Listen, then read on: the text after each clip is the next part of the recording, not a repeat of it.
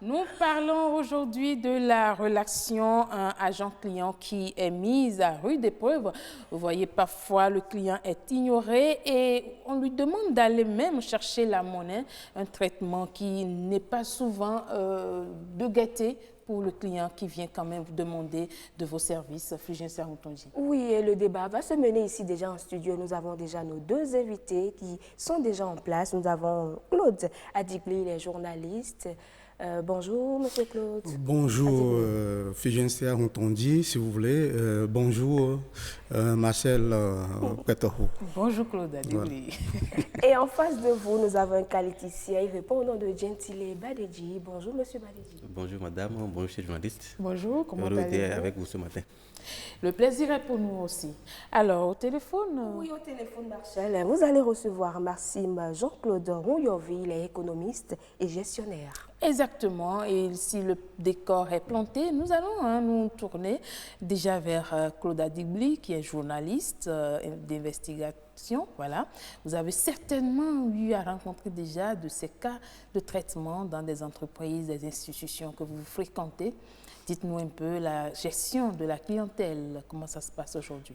Bon, toute proportion gardée, ce qui se passe, c'est que souvent les usagers et les clients des structures privées souvent mettent des dispositifs pour recevoir les clients.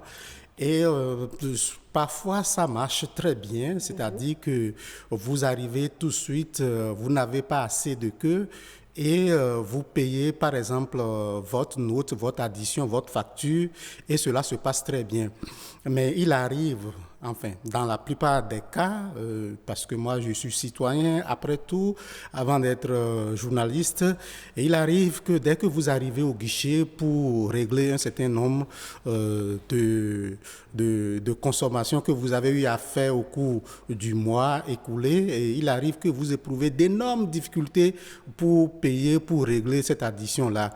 Et je crois que c'est l'objet même de ce débat. Et je crois qu'on reviendra dans des précisions tout à l'heure. Oui, merci. Monsieur Badedji, vous êtes qualiticien. Vous savez, les clients se plaignent du service qui est rendu aujourd'hui dans les administrations, dans les institutions. Comment est-ce que vous expliquez cet état de choses?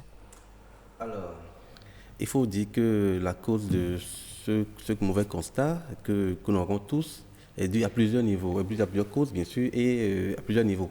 C'est divers et à plusieurs niveaux. Déjà, le premier niveau, c'est le niveau du... Je ne vous arrête pas, mais avant de nous citer les différents niveaux, oui, expliquez-nous un peu ce que l'on peut comprendre du concept de client. Le client, qu'est-ce qu'il signifie et qu'est-ce qu'il vaut pour l'entreprise?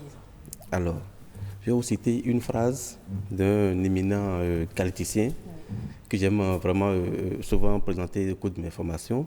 Il dit, en entreprise, il n'y a qu'un seul patron, le client.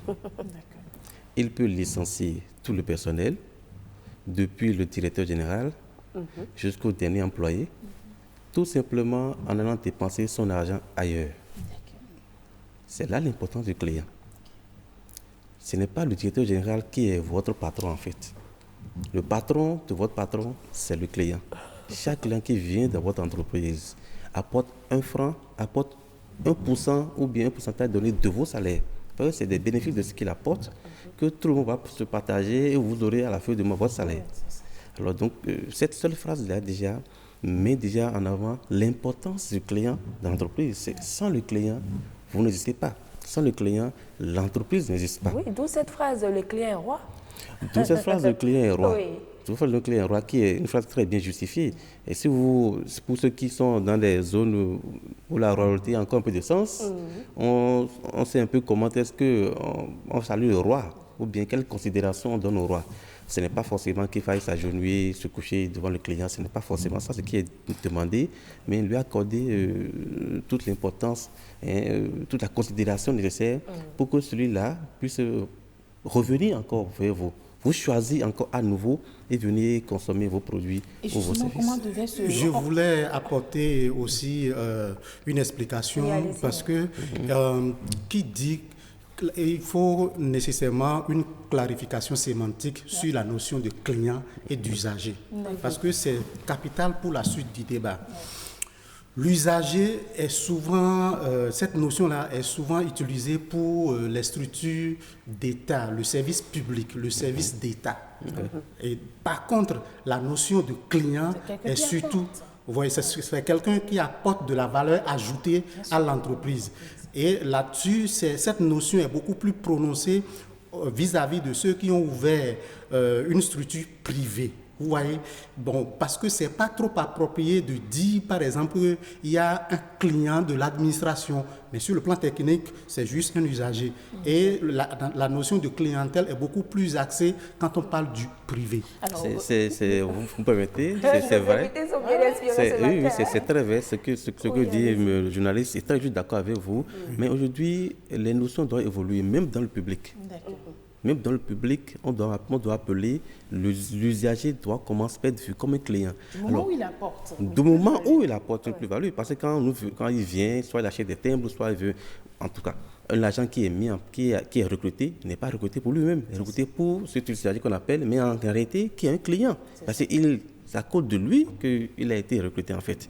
Alors, les notions évoluent. Il y a encore 10 ans, 20 ans, c'est vrai, c'est les usagers. Et c'est ce qui justifie le fait que dans le traitement, puisqu'on ne voit pas l'usager comme un client, en fait. Comme un apporteur d'affaires. Juste qu'on le voit comme un usager, comme on le dit, alors donc c'est lui qui a besoin de moi, en fait. C'est pas moi qui ai besoin de lui.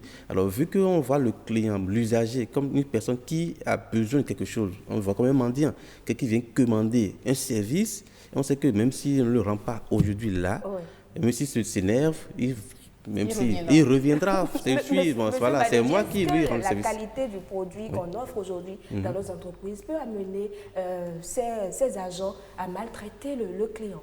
Oui, mais déjà, il faut reconnaître la gestion de cette clientèle. Oui. D'abord, alors, pour répondre à votre question, non, la qualité du produit ou du service ne doit pas induire le mauvais comportement de l'agent. Au contraire, si le produit est de mauvaise qualité, en griffe, l'agent doit encore être plus accueillant pour que le client ne voit pas le côté mauvais du produit qu'on est en train de lui vendre. Donc, a priori, non, mais il peut y avoir les conditions dans lesquelles on met l'agent peut quelquefois être à la base de ces comportements que nous remarquons. Donc, si par exemple, on le met dans un endroit, un bureau où il fait atrocement chaud, où il est en train de transpirer toute la journée, qui est là, on le met à un endroit où, par exemple, il n'arrive pas vraiment il n'a pas la connexion, par exemple, et toute la journée, il est sous cette pression de la connexion, il peut y arriver. C'est pas une raison pour justifier le mauvais comportement. Non, mais il peut arriver qu'à un moment donné, qu'il n'arrive plus à se contenir, Quoique, quand nous formons vraiment ces gens de personnel, on leur dit, mais vous devez apprendre à vous adapter à toutes les situations et à ne jamais manquer de respect, quelles que soient les causes, quelles que soient les raisons. Vous ne devez en aucun cas jamais manquer de respect. Tout qu'on fait, il n'aura jamais raison. Au moment opportun, lorsqu'on va découvrir cela, il n'y aura pas de raison qui puisse justifier son mauvais comportement vis-à-vis du client. D'accord. Alors, M. Claude Aligblé, vous êtes journaliste. Vous avez sûrement déjà été reçu ou accueilli par une structure, une entreprise. Comment ça s'est passé? Est-ce que vous pensez qu'aujourd'hui, la gestion de cette clientèle est ce qui devait être? Bon, d'abord, je vais noter que ces dernières années, il y a une satisfaction qu'il faut quand même noter, mutandis, toute proportion gardée. Mais le mal demeure, c'est-à-dire la frustration de la population au quotidien demeure. Et moi, personnellement, il m'est arrivé à maintes reprises de chercher à régler, par exemple, ma facture d'électricité. Il arrive que moi-même, je me déplace pour le faire dans des cas précis.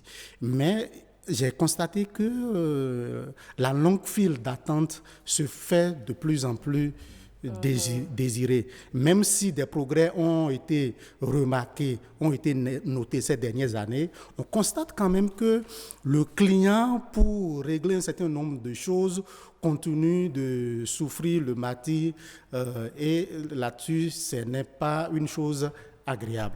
D'accord. Alors, nous avons également tendu notre micro aux téléspectateurs, je vais dire aux citoyens rencontrés dans la ville de Cotonou. Ils ont également donné leur point de vue sur le sujet. Nous allons les écouter. Ils sont au micro de Victoire Hongan. Tantôt que nous avons également tendu notre micro, bon, nous allons sûrement revenir au cours de l'émission pour voir cet élément, mais nous revenons à vous, cher qualiticien. Vous êtes sur ce plateau en tant que qualiticien 7, mais je sais que vous occupez aussi un poste qui accueille beaucoup les clients. Vous, quelle est je vais dire, la représentation que nous devons normalement faire du client pour qu'au moins entre le client et l'agent, qu'il y ait un rapport quand même assez courtois? Alors, il faudrait déjà que l'agent qui reçoit ses clients soit bien sensibilisé sur l'importance du client pour l'entreprise. Alors, tantôt, je parlais des causes, et on va y revenir, mais je vais peut-être profiter pour en parler là en même temps. Alors, qu'est-ce qui justifie des fois ces mauvais comportements que nous avons? C'est déjà à deux niveaux. C'est au niveau de l'agent en question. L'agent en question qui n'a pas été formé, qui n'a pas été sensibilisé sur l'importance du client. Tout le monde, forcément, n'est pas qualiticien ou bien n'est pas des notions de la relation client. Il faut peut-être sensibiliser certaines personnes pour qu'elles sachent l'importance que revêt le client pour l'entreprise. Deuxième chose, c'est un personnel sensibilisé, formé, mais qui ne veut pas, qui volontairement ne veut pas respecter les consignes, les recommandations liées à l'accueil des clients. Et une troisième catégorie, des personnes qui ne sont pas du tout faites pour rester au guichet. Qu'est-ce que vous mettez dans ça? Oui, il y a des personnes qu'on ne doit pas mettre à l'accueil. Oui, on ne peut pas. On ne doit pas les mettre à l'accueil. Et en tant que chef d'entreprise, vous devez être assez observateur pour connaître qui mettre devant un guichet. Parce que l'agent de guichet ou bien l'agent à l'accueil représente l'image de l'entreprise. Et justement, pour rester au guichet ou à l'accueil, on doit faire quelle formation? Bon, a priori, pour rester un guichet, il n'y a pas, ça dépend des activités, bien sûr. Parce que c'est pour vendre juste dans une boutique, pas besoin de faire de grandes études. D'accord? Pour rester au niveau de l'accueil, pas besoin de faire de grandes études. Mais au fond, pour ceux qui font du marketing, la communication, ceux-là sont plus disons, outillés pour rester à ce genre de position. Bon, maintenant, il suffit juste de former bien la personne, que la personne, il y a quand même des critères que cette personne doit remplir. Cette personne doit bien connaître le produit, les services de l'entreprise, doit savoir être assez pondéré en cas de stress. Cette personne, en réalité, aussi doit pouvoir bien articuler, d'accord, lorsqu'elle est en train de parler à un client. Il y a aussi qu'elle doit pouvoir maîtriser la communication non gestuelle, non verbale plutôt. La communication gestuelle et non verbale, parce que c'est très important. Le sourire, l'intonation, le regard, tout ça parle. Vous pouvez même ne pas dire moi un client et qui ne peut plus se sentir menacé. Juste votre petit regard là peut l'amener à être effrayé. Voilà, donc tout ça est important. Je voulais aussi ajouter, si vous le permettez. Oh, bien sûr que vous êtes sur ce plateau. Je voudrais aussi ajouter un certain nombre de critères qui ne sont pas encore énumérés. Il s'agit de la prestance, il s'agit du physique. Voilà. Pour certaines entreprises, le physique pour attirer le client. Attire naturellement le client. Et surtout, vous me permettez, parce que je ne ferai pas l'affront à deux belles dames qui sont sur le plateau. Quand il s'agit d'une femme au guichet, une femme à l'accueil, nous les hommes, nous sommes beaucoup plus enclins à entrer dans cette entreprise-là pour acheter. Les hommes qui sont vraiment, ils savent ce que je suis en train de dire. Et donc, il y a cet élément-là, il y a la prestance, il y a le physique qui compte. Et au-delà du physique, il y a aussi ce que vous mettez. En tant que ce que vous mettez comme tenue, comme habit. Le code vestimentaire. Le code vestimentaire, merci pour l'expression. Le code vestimentaire en de pareilles circonstances comptent beaucoup et c'est des facteurs avec lesquels les chefs d'entreprise doivent travailler. C'est un ensemble Voilà. de caractéristiques que doit avoir le chargé de clientèle ou l'agent qui assure l'accueil. Mais quand il arrive que cet agent-là ou ce chargé de clientèle outrepasse ses limites, c'est-à-dire manque de respect au client ou réserve un mauvais traitement au client, qu'est-ce qu'il y a lieu de faire? Bien, alors déjà à deux niveaux toujours, au niveau des clients, je crois bien que les clients aussi, des fois, n'accompagnent pas forcément les entreprises à corriger ces genres de mauvais comportements.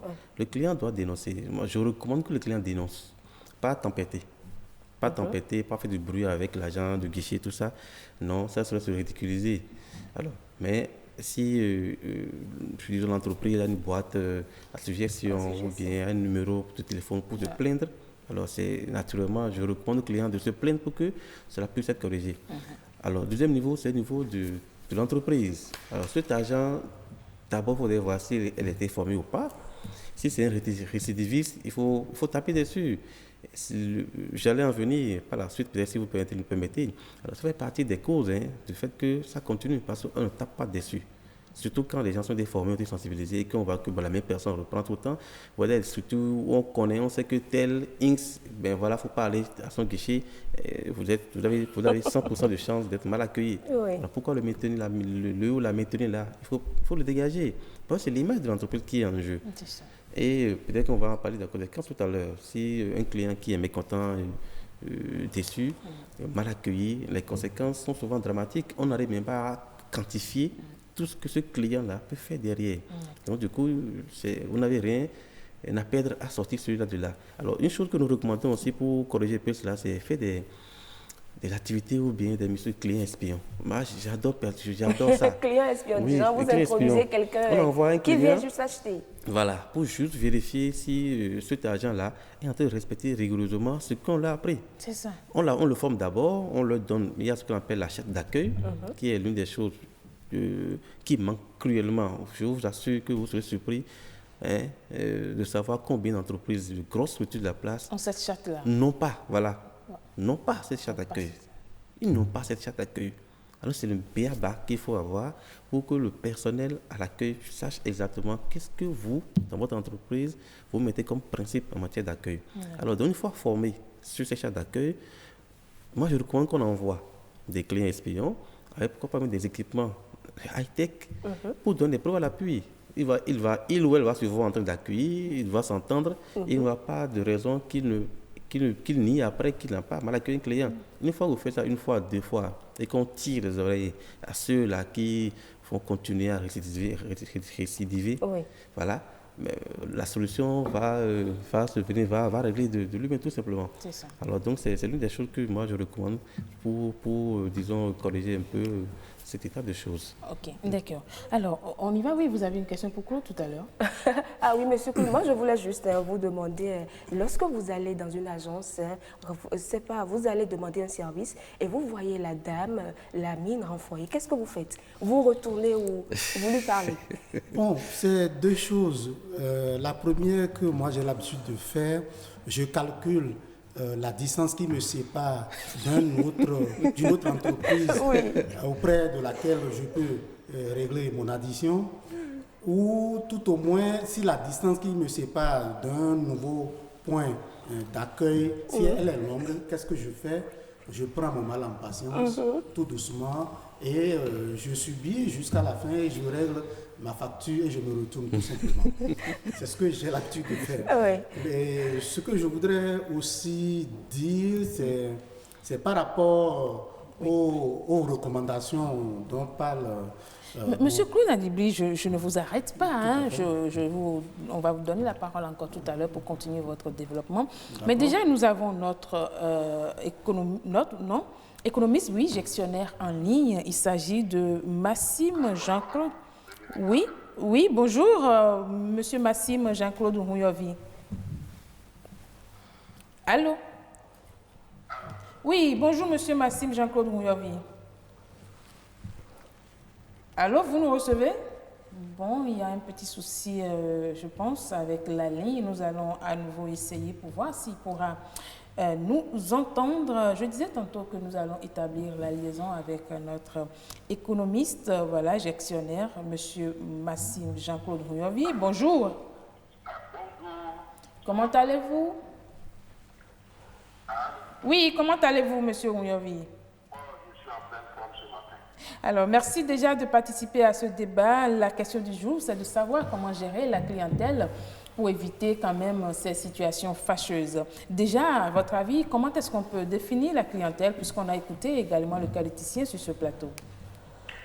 Pour moi, avant de définir la clientèle, je vais d'abord commencer par définir ce que c'est qu'un client. D'accord. Un client, et ça, c'est issu de la littérature, est une personne physique ou morale qui achète un produit ou une prestation de service à une entreprise, un fournisseur, un prestataire. D'accord. Donc, le client, voilà comment on peut définir le client. D'accord. Maintenant, la clientèle, c'est l'ensemble des clients. La clientèle, c'est l'ensemble des personnes physiques ou morales qui effectuent auprès d'une entreprise, d'un fournisseur, d'un prestataire, de façon occasionnelle ou habituelle, des opérations d'achat de biens ou services. D'accord. Alors, en la matière, comment doit-on traiter justement ce clientèle ou cet ensemble de clients qui constitue la clientèle? Comment doit-on traiter le client ou la clientèle? Bien sûr. Oui, mais avec respect. OK. Avec respect parce que la clientèle est la ressource principale de l'entreprise. Que l'entreprise doit conserver à tout prix. Que l'entreprise doit conserver à tout prix. J'estime que l'une des raisons, la raison principale d'être d'une entreprise, c'est de satisfaire des besoins identifiés sur le marché, besoins des clients. D'accord. Et si le client n'est pas satisfait, il va se détourner de l'entreprise et, in fine, l'entreprise va mettre la clé sous le paillasson. D'accord. Donc, il faut traiter le client avec respect. D'accord. Alors, dans le cas où le client n'est justement pas traité avec ce respect dont il a droit, qu'est-ce qu'il faut faire? Déjà, si le client n'est pas traité avec respect, il y aura ce que la frustration, ça c'est clair, l'insatisfaction. Oui. Et à partir de ce moment, je crois qu'il faut trouver des voies et moyens Oui. pour pouvoir. Alors, vous me demandez ce qu'il faut faire. Oui. Les stratégies, ça dépend, hein, ça dépend. Le tout dépend, n'est-ce pas, de la source de l'insatisfaction, la source de la frustration. D'accord. Il faut qu'on soit précis. Mais quels peuvent être les impacts que ce mauvais traitement de la clientèle pourrait engendrer sur le rendement de l'entreprise? Impact. Oui. Le mauvais traitement, j'ai dit en introduction que si le client est maltraité, il va se détourner de votre entreprise. Parce qu'il faut comprendre qu'aujourd'hui, nous ne sommes plus à l'âge d'or du producteur, nous ne sommes plus à l'âge d'or du fournisseur. Oui. Pour un besoin donné à satisfaire, il y a tellement de produits qui existent sur le marché. Ouais. Le marché est encombré par des mètres de produits destinés à satisfaire un besoin donné. Ça veut dire quoi? Ça veut dire que le client aujourd'hui a la possibilité de choisir. Ouais. Le client a la possibilité de choisir et le client veut choisir. S'il est maltraité, il peut se détourner facilement de votre entreprise et se détourner de votre entreprise et se tourner vers votre concurrent. La concurrence est très rude. OK.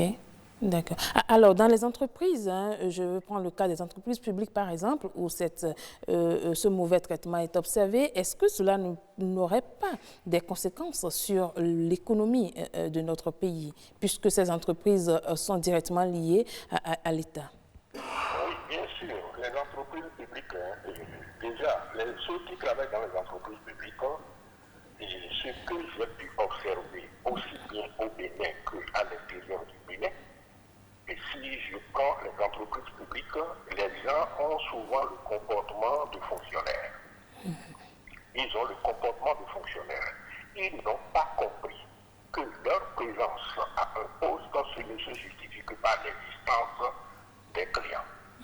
Ils n'ont pas l'obligation de résultat, je ne sais pas, mais dans tous les cas, et si les clients des entreprises publiques sont mal traités, comme je le dis, nous avons des cas d'entreprises publiques dans ce pays qui sont mortes de leur plus belle mort parce que les clients se sont détournés vers des concurrents. Mais surtout dans des secteurs qui sont libéralisés, qui sont privatisés. Dans ces secteurs-là, les clients peuvent se détourner. Maintenant, les entreprises publiques qui sont dans des secteurs non privatisés, donc qui ont dans une certaine mesure de monopole, qui sont en situation de monopole dans une certaine mesure, vous me demandez ça, si ça n'aura pas d'impact sur l'économie. Oui, ça aura d'impact sur l'économie. Parce que, prenons par exemple le cas des files d'attente. Des files d'attente, un client qui se présente pour payer une facture. Dans une entreprise publique, suivez mon regard, et ce client, donc, il passe, ce client travaille ailleurs. Il se présente juste pour payer sa facture. Et il arrive souvent, ce qu'on observe, qu'il va passer toute la journée dans les rangs, la matinée d'abord dans les rangs, il revient dans l'après-midi. En ce moment-là, ce qu'il doit faire là, il était à son poste, il a laissé ça. Il va rester dans les rangs, il ne va pas, il va perdre du temps en fait. Il va perdre du temps en fait. Et donc, c'est déjà un problème pour On retient tout simplement que les conséquences de ces mauvais traitements peuvent être vraiment nuisibles au développement de l'entreprise, peu importe dans le secteur public ou privé. De toutes les façons, il va falloir revoir un peu ces traitements. Merci beaucoup à vous, Monsieur Massim Jean-Claude Rouyovi. Je rappelle que vous êtes économiste gestionnaire. Je suis gestionnaire. Gestionnaire. Les gestionnaires sont des enfants des économistes. Je suis gestionnaire. Merci pour la précision. Nous vous souhaitons une très bonne journée. Et puis, ce sont les entreprises qui créent de la richesse. Nous vous souhaitons une très bonne journée. Nous allons continuer tout à l'heure la discussion au plateau. Mais moi, je ne serai pas là. C'est une source de frustration pour moi. Oh, pas du tout. À très bientôt, Monsieur Rouyovi. Oui. Oui, revenons sur ce plateau. Nous avons tous écouté l'avis de notre gestionnaire. Il a dit à M. Claude Adigli que le client a la possibilité de choisir de se détourner de votre entreprise et d'aller vers la concurrence. Tout à fait, Fulgencia. Et ce que j'ai aimé aussi dans son intervention, c'est qu'il a expliqué que dans les entreprises du service public, les gestionnaires, c'est-à-dire les acteurs, se comportent comme des fonctionnaires qui n'ont pas obligation de résultats. Et là-dessus, je suis tenté, je pourrais lui donner raison, parce que quand on voit un certain nombre de choses qui se passent, on se dit, mais écoutez, est-ce que ça peut continuer? Et c'est pour ça que certaines mesures qui ont été prises dans les années qui se sont succédées, enfin je veux dire tout récemment, c'est que ce sont de bonnes décisions, même s'il y a des choses à pas faire. Je crois que ce sont de bonnes décisions qui ont été prises ces dernières années. Monsieur Baledji, votre réaction est par rapport aux propos de notre gestionnaire? Oui, je pense qu'il a parfaitement raison en soulevant les points dont on vient d'entendre. Mais attention, je veux quand même peut-être aller à compte courant. On a parlé que du public ici. On a parlé du privé aussi. Oui, non, bon, on a beaucoup plus parlé du public. Alors attention, de mes petites observations, le problème surtout à les deux niveaux, aussi bien dans le public que dans les privés. Et quand on voit la tendance, je vais vous peut-être vous surprendre, la tendance est que dans le public, cela est en train de s'améliorer. Attention, il y a 20 ans, vous n'avez pas l'accueil que vous avez aujourd'hui dans le public que ce que vous avez il y a 20 ans. La tendance est en train de s'améliorer, quoique il y a encore des normes, il y a encore beaucoup d'efforts à faire à ce niveau. Mais par contre, le privé est naturellement apprécié sur leur qualité de service, leur qualité d'accueil. A priori, on leur donne quand même disons, cette reconnaissance de leur qualité d'accueil. Oui. Mais quand vous observez ces temps-ci, on voit que la qualité d'accueil du privé est en train de se dégrader. D'accord. Si vous sortez ce matin, prenez vos caméras, promenez-vous devant certaines agences de banque. Vous allez voir leurs clients entassés devant leur porte, faire des rangs comme des enfants. Des files d'attente. Des files d'attente, comme des mendiants, je précise bien le mot, comme des mendiants, sous le soleil et puis sous une pluie, à attendre à entrer dans leur guichet. Et pas que les banques. Et pas que les banques, non, pas que les banques. Pas que les banques. Par exemple, tout le temps, quand on parle de facture, on peut voir, on voit plus le public, c'est vrai, je suis d'accord, mais il faudrait qu'on puisse recentrer pour dire aussi que même les privés sont concernés. Et encore cela, excusez, le phénomène c'est encore aggravé en période de Covid-19. Exactement. Tout le monde prétexte de Covid-19. Nous allons voir tout à l'heure les conséquences justement de ces mauvais traitements à votre niveau. Oui. Mais déjà, il faut dire que nous avons également des internautes qui participent à ce débat en direct comme en différé. Ils ont laissé quelques messages que nous allons essayer de relayer. Je prends déjà cette petite blague qui dit ceci. Oui, je vous laisse y aller d'abord. Oui, c'est M. Jacques Dossuyovo, il dit, surtout si ton visage ne ressemble à rien, voilà, tu es foutu. Et après, il y a Nicole, Madame Nicole à Blé-Follet, elle dit, eh bien mon frère, c'est monnaie courante cette affaire. Que les femmes m'excusent pour mes enfants qui veulent aller dans les services publics. On prie pour ne pas trouver de femmes au guichet ou à l'accueil, sinon déception garantie. Je ne peux pas tout dire ici, mais Dieu est grand.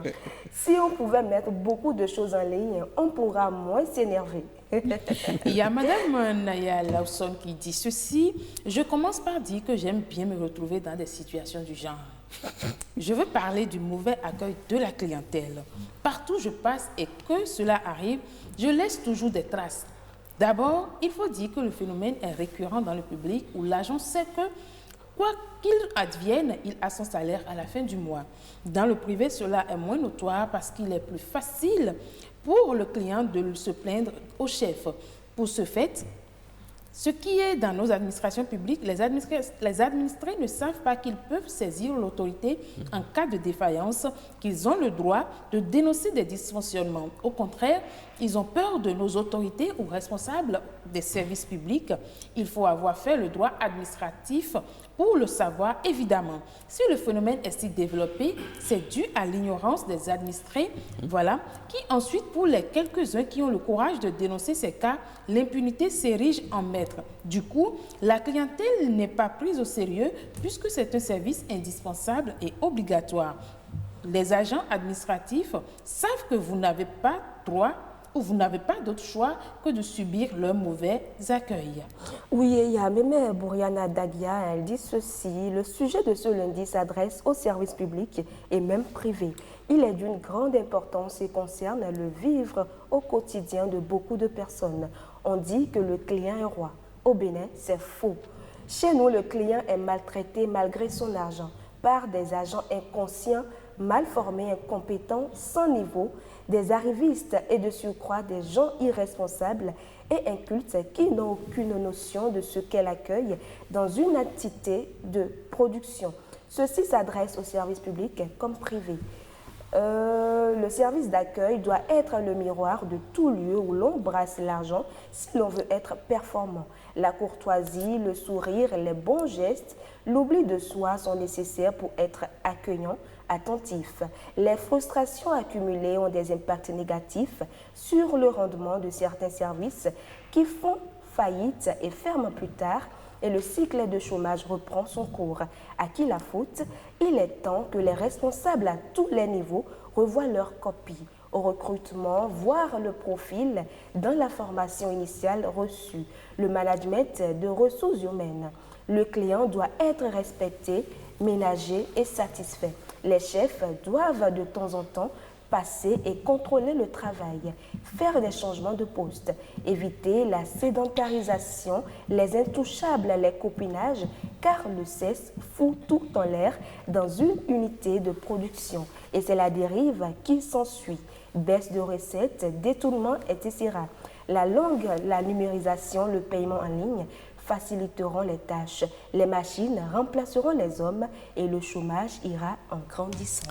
Et il y a un autre message de Ayafan qui dit le constat est plus criard dans l'administration publique où les fonctionnaires prennent leur job comme un acquis. La cause relève de notre sociologie dominée par le régionalisme, le parrainage, la connaissance, voire le pouvoir de pot de vin. La qualité de l'accueil et de la prestation est fonction de qui tu connais ou de ce que tu veux donner. Elle relève aussi du non-respect des principes cardinaux qui gouvernent l'administration publique, qui pousse à laisser influencer sa prestation par son humeur individuelle du jour, alors que l'administration publique recommande ses services comme légalement dû aux citoyens sans considération de religion, de race, de région, de rang social, sauf exception ou nuance prévue par la loi.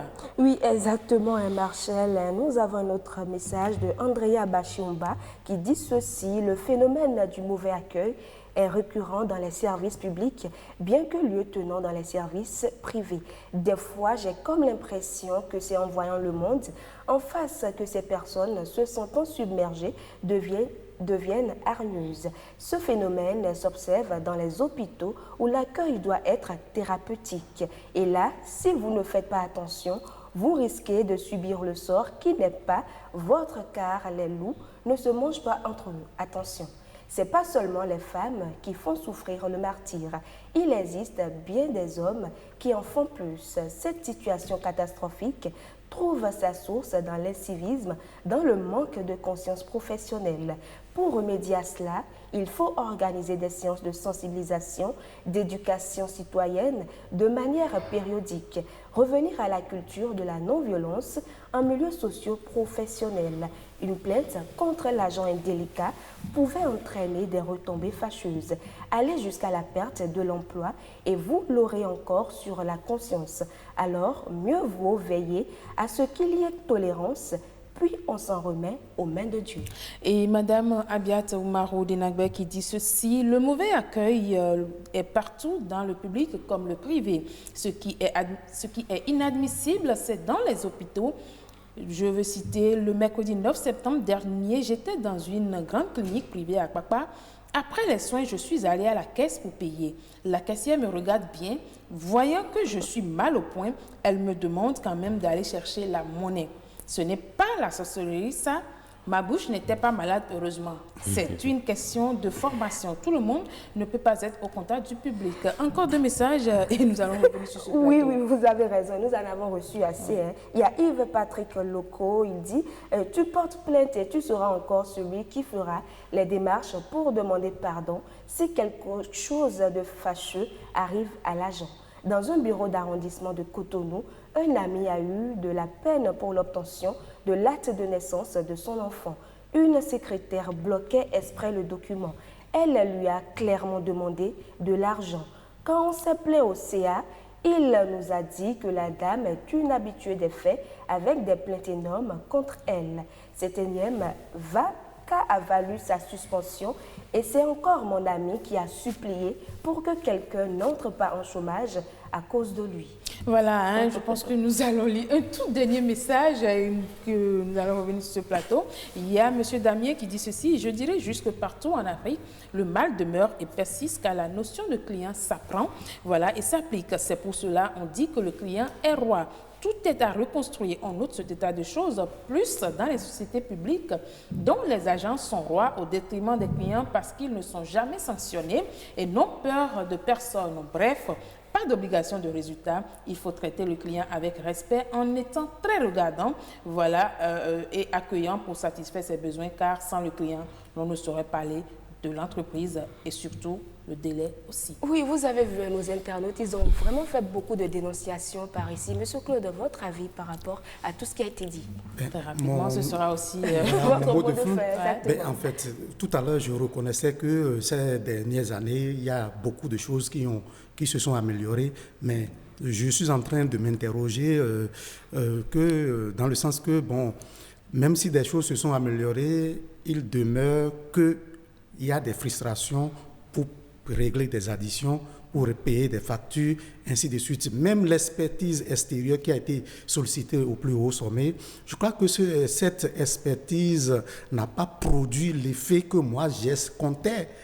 Je vous assure, parce que si je me suis dit, mais voilà des gens qui connaissent leur job, des gens qui sont dans le secteur depuis des années, qui ont fait des preuves dans des milieux d'excellence. Et je crois que ces gens qui sont ici sur notre territoire national, au Bénin, je pensais que ces expertises qu'on a sollicitées de part et d'autre allaient produire un effet direct, palpable, mais je suis resté sur ma faim, mesdames. Ça veut dire qu'il y a encore à faire, c'est comme on le dit, tant qu'on n'a pas fini de régler le problème, rien n'est fait. Rien n'est fait. Oui, déjà, vous nous parlez un peu brièvement des conséquences et revenir sur les messages et on va clôturer avec vous. Alors, pour les conséquences, je pense qu'on en a parlé, les internautes en ont parlé, notre invité au téléphone aussi en a parlé, je ne vais pas les répéter, puisque c'est l'appel des clients, je suis des recettes et tout. Je vais plutôt, si vous permettez, parler rapidement du minimum qu'on doit avoir, du minimum de chat d'accueil qu'on peut avoir. C'est le SBAM ou bien le SBRAM. Ça évolue un peu. Aujourd'hui, on parle du SBRAM. Alors, qu'est-ce que ça veut dire? C'est le minimum qu'on doit pouvoir enseigner à quelqu'un qui a l'accueil. Le S qui veut dire le sourire. Le sourire est non négociable. Et ça, vous verrez ça très rarement dans nos entreprises, aussi bien publiques que privées, qu'un agent, un guichet, ou bien même pas seulement au guichet, quand on dit à l'accueil, pas seulement au guichet, même les secrétaires par exemple, même dans les bureaux, quand vous recevez quelqu'un, vous êtes déjà à l'accueil. Vous recevez déjà quelqu'un, c'est de l'accueil, ça compte. Donc le sourire est non négociable. Ensuite, c'est le bonjour. Okay. Le bonjour, le bonsoir en fonction, bien sûr, c'est en matin ou en soirée. Et ça, c'est l'agent qui doit dire le bonjour en premier. Et non le client qui doit saluer l'agent en premier. Alors donc, l'agent s'empresse de dire bonjour avec un joli sourire sur le visage. Si possible, si les gens sont bien formés, ils peuvent même personnaliser le bonjour. Bonjour monsieur, bonjour madame, bonjour monsieur, madame, bonjour monsieur, tant. Si possible, si le client est connu, connaître son nom valorise encore plus le client qui se dit attention, tiens, ici on me connaît et va rester. Ensuite, il y a le R qui est nouveau, qui est dans l'évolution, qui est le regard. Qui est le regard que vous portez au client. Et ça, c'est la communication non gestuelle, le regard qui parle, le regard qui est droit dans les yeux du client, qui lui permet de le rassurer que vous êtes en ce moment précis où il vient là, que vous êtes seulement là pour lui et qu'il se sent valorisé. Ensuite, il y a le revoir. Quand vous finissez, bien sûr, quand vous avez fini de le servir, tout qu'il va partir, le revoir qui est aussi très important et aussi le M qui est le merci qui est aussi non négociable. Vous devez absolument dire merci à un client qui vient à vous. Je pense qu'on a eu droit à une séance de formation sur l'accueil, voilà, quand on est au service clientèle. En tout cas, moi, je récapitule. Le sourire, le bonjour, le regard, le revoir et le merci. Le SBRAM. Le SBRAM, voilà. Ce qu'il faut pour quand même bien accueillir la clientèle. C'était là le sujet du jour. Nous espérons que cela apportera plus dans les différentes entreprises. Le débat se poursuit chez vous à la maison. Merci à vous d'être venu sur ce plateau, M. Claude Adibly.